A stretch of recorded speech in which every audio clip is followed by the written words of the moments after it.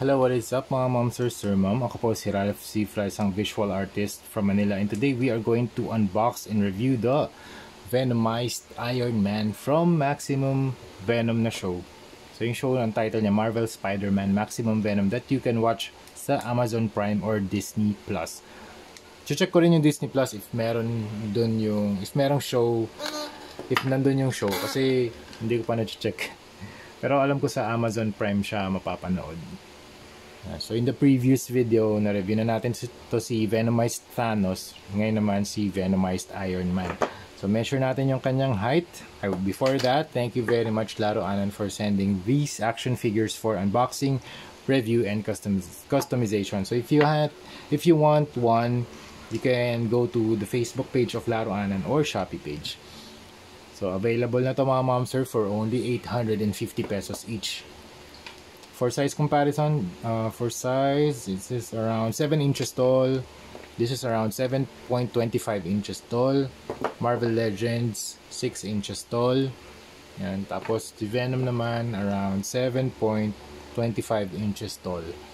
Tapos, ito si ZD Toys Venom, 7 inches tall din. Yan. Mapapagkumpara natin siya dun sa ZD Toys na Iron Man na ginawa nila dati. Ito Mark 7, I think Mark 7 din to. Itong ginawa nilang Venomized na armor. Yan. So ito yung comparison ng normal or regular version. Tapos ito naman yung yung Venomized version. So ito yung front, the side, the other side, and the back. Okay, so let's start with the overall build. Very solid, no loose joints, very nice paint applications. Color palette. Sa color palette, meron tayong reds, the golds, the black, and the blue. Tapos meron din light blue, we have silvers, and what else? Yeah, that's it. Dito sa regular na Mark 7 nila, mas dark yung red na ginamit nila dito. So iba yung red niya, mas crimson red. Dito mas primary red or warm red. So mas vibrant yung red nito. Pero pareho siyang Mark 7. Mark 7 yung armor na ginamit nila dito as base. Tapos gumawa sila ng Venomized design. So very cool yung ginawa nilang design based dun sa Maximum Venom na show. So you have the silver na head sculpt or face sculpt or head armor, rather head armor. Tapos meron dalawang dots dito. Then you have the eyes.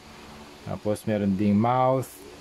Very cool head. Tapos may mga spikes. Ganda ng mga spike design. Tapos sa likod, wala mga opening na flaps. Dahil nga venomized na siya, no? So natakpan na siya ng symbiote. Then you have the spike design here sa kanyang right shoulder. Very nice. Ang ganda ng pagka-venomized. So very asymmetrical yung design ng symbiote. So you have the right arm fully venomized. Tapos ito namang left na leg niya, yun yung fully venomized. Dito, babalutin pa lang siya ng symbiote. Ang ganda. So meron mga naka-extend na tentacles. So para very dynamic design. Tapos meron din dito naka-extend, very pointed na symbiote na mga tentacles. Very cool. And then you have the spikes. Meron din siyang mga bluish, smaller, finer detail ng tentacles. And then yung arc reactor naging para siyang some sort of biological na living organism. The color blue with white with white na smaller dots on it. Tapos dito yung normal na Iron Man armor na hindi pa nagiging venomized. This is very cool. Naka-extend ng mga tentacles. Parang very animated or very dynamic. Nababalutin pa lang siya ng venom. Okay, let's start with the head. Articulation, up. Ingat lang, medyo matalas. Down, left and right, 360. Yes, pwede. So arms, you can move the shoulder. Pwede rin dong i-move. Yan, yung symbiote armor, pwede rin siyang i-move. Okay, tapos may rotation din dito. May rotation din dito sa... Teka lang Yun, meron din. Arm rotation. Tapos double jointed na elbow. Tapos ball joint yung kamay. Dito walang movement sa torso. Pull down ba to? Walang pull down. So, medyo limited lang talaga yung kick niya. Walang pull. Meron din. Konting-konti lang. Teka. Wala. Dito wala. Pero dito sa kabila meron. Ayan o. Konting-konti lang. Tapos, can kick that far and then double jointed yung kanyang paa. Ay, knee pala. Tama ba? Tama. Double jointed. And then, you can move slightly. Tilt. Tapos yung paa, rocker. Yan.